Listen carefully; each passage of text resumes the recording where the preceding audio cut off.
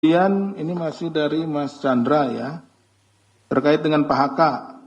Ini dokumen-dokumen, ini saya juga lihat di media ya, bahwa ada dokumen yang dititipkan kepada seorang profesor, kemudian dibawa ke Rusia. Apakah akan dipanggil untuk diperiksa? Nah, sebetulnya kalau itu memang dokumen terkait dengan perkara yang sedang kita tangani, dibawa saja ke sini gitu. Gitu. Dibawa saja ke sini, jadi nanti bisa kita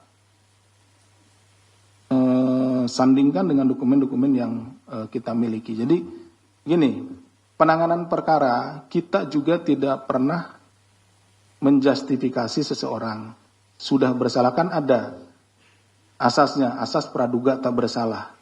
Jadi terhadap tersangka itu orang yang tidak bersalah, itu praduga tak bersalah itu, sampai nanti ada keputusan pengadilan yang berkekuatan hukum yang tetap.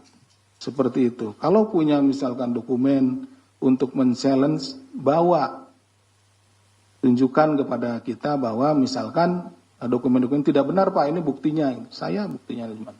Misalkan seseorang kita duga berada di suatu tempat di luar negeri. Nah, misalkan dia ada di Timur Tengah. Nah, dia memang ke luar negeri di hari itu, tapi tidak ke Timur Tengah Pak. Saya ini buktinya paspor saya, ini capnya di sana. Saya misalkan ke Jepang, ada buktinya, ditunjukkan kepada kita sehingga kita di dalam berita acara kita itu akan kita masukkan. Kita juga tidak akan menghilangkan bukti-bukti yang disodorkan, yang dibawa oleh para saksi maupun tersangka gitu. Karena kita juga tidak ingin menzolimi siapapun gitu. Seperti itu. Jadi kalau memang itu berkaitan dengan perkara yang sedang kita tangani, silakan dibawa saja untuk sebagai bentuk pembelaan gitu. Tunjukkan buktinya kepada kami, kepada penyidik gitu. Jadi penyidik juga tidak dalam rangka menghakimi, ya, menyalahkan, tidak. Ada asas praduga tak bersalah. Kita menjunjung tinggi hak asasi manusia dan tentunya juga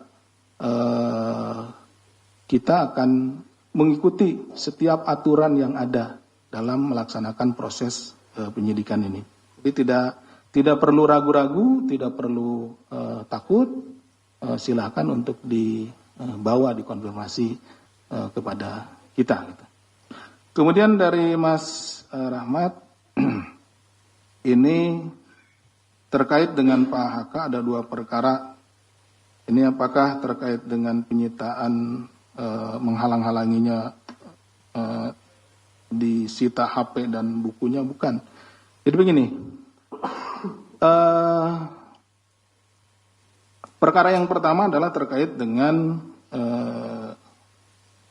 penyertaan di dalam suap yang dilakukan oleh penyuap saudara HM Harun Masiku kepada pejabat di KPU ya, saudara W dan lain-lain yang sudah menjalani hukuman. Kemudian di dalam perjalanannya KPK telah menetapkan saudara HM sebagai tersangka penyuap ya. Jadi HM itu tersangka penyuap terhadap saudara W dan kawan-kawan ya, komisioner KPU waktu itu. Nah, dalam perjalanannya ini kan perkaranya waktu itu tangkap tangan saudara W dan kawan-kawan, saudara T. Nah, itu tertangkap, dibawa, diadili sini, kemudian ini. Nah, ini HM sampai saat ini buron, tidak ada gitu kan. Sampai saat ini belum ditemukan. Seperti itu. Nah, dari pendalaman kami terhadap HM itu kan dicari kemana HM ini. Ditemukanlah bahwa HM pada saat kita akan melakukan tangkap tangan terhadap yang bersangkutan, ada beberapa perbuatan yang dilakukan oleh saudara HK ya, di mana perbuatan-perbuatan tersebut itu menjadikan saudara HM itu tidak bisa kita tangkap. Itu seperti itu.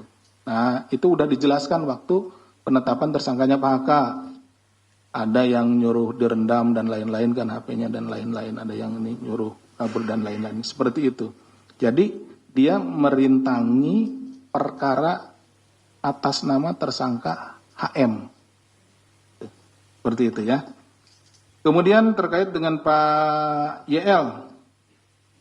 Pak YL apa hasilnya? Ini masuk ke materi penyidikan. Jadi belum bisa kami sampaikan ya kalau materinya ini. Tapi tentunya ini terkait dengan penanganan perkara ini. Pada saat beliau menjabat sebagai Menteri Hukum dan HAM, di bawah beliau itu ada keimigrasian, ada Direktorat Jenderal Imigrasi, di mana Direktorat Jenderal Imigrasi itu berkaitan dengan lalu lintas orang keluar dan masuk ke wilayah hukum negara Indonesia, negara Republik Indonesia. Nah, itu ada mungkin rekan-rekan juga sudah mencatat tanggal berapa HM keluar, kemudian tanggal berapa masuk lagi, kemudian terjadi delay sehingga ada perdebatan bahwa masuknya itu sebetulnya keluarnya tanggal berapa, masuknya tanggal berapa. Kalau keluarnya kan tanggal 6 nih, yang jadi perdebatan kan masuknya, apakah tanggal 7-nya? Atau tanggal berapa. Nah, itu yang sedang kita betul-betul konfirmasikan, karena betul-betul kita cari, betul-betul kita pastikan. Kenapa? Karena tangkap tangan itu tanggal 8 kalau tidak salah. Ya, tanggal 8.